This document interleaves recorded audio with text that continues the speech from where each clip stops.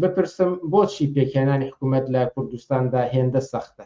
ئەمانە ئەهلی دەوڵەت دامەزرانە نین، پاشکۆن بۆی کە پاشکوی سیاسەتێکن کە لە سەر و خۆیانەوە پیاداکە، کە لە سوو خۆیانەوە ئەمریان پێکرێ، کە لە سەر و خۆیانەوە ئیدارەی ئەم ناوچەیەکرێ. ینی کەوتونەتە نێوان ململانەی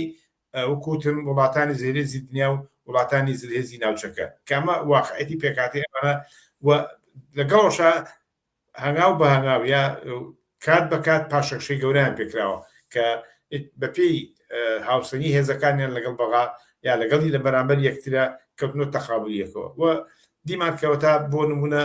هەتا لە دەنگێنانە بەسەر پارتی ڕاست زۆری نهێناوە، بەڵام نیوە زایدێکی نێناوە بامان دەرەجەیەشێتی کە کەمتر لەوەی پارتی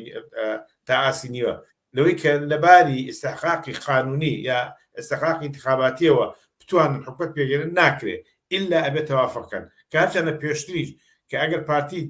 زۆر تیشێنابێ بەڵام بەبێت تەوافق لەگەڵ زۆنی زەردا لەگەڵ زۆنی سەوزا لەگەڵ شێتی نیشتمانە نەیتوانێت بەتەنها حکومەت پێبێنێ. یعنی ئەگەر پێچینێنێ ئەبێ کە کوردستانیان دابش کردووە زۆرتر ڕسمێت بە دابشکردنەکە من. ئێستا ئەم واقعەتە ئاڵوگۆڕ زیاتری بەسەرا هاتووە، پاشەکشی زیاتری پێکراوە و هەردوو لایەن زیاتر چوونەتە دواوە و لەگەڵ لایەنەکانی تریشە هەتا مەسە تۆ سێری کە لایەنەکانی تر کە بەشداریان کردووە لە ئیسلامیەکان لە گۆڕان لە نەوەی نوێ جۆرە هیچ جێگە و مەکان و دەورێکیان نەماوە. جاران ئەگە هەتانی وەزارەتی ژوەگرن هیچ جێگەیەکیان نییە، هەر شتێکیان پێبەخشن، ینی ناتوانێت جێگە و ڕێگە بوو ئەو هاژوژەی کە کردیان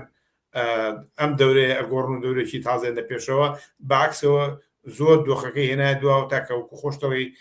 شەرمان زیاتر ناتوان حکومەت پێبێن. بەڵام لە تەحلیلی ئەخیرا ئەبێ بگەن بۆ ئەنجامی کە حکومەتێک ئێستا هەیە مەسئول بەرزانی سەرۆکایەتیەکە و ئیشەکانی خۆیان ڕۆتیناتی خۆیان ئەبەنە پێشەوە یا جێبەجێیەکەن واقعەتێکە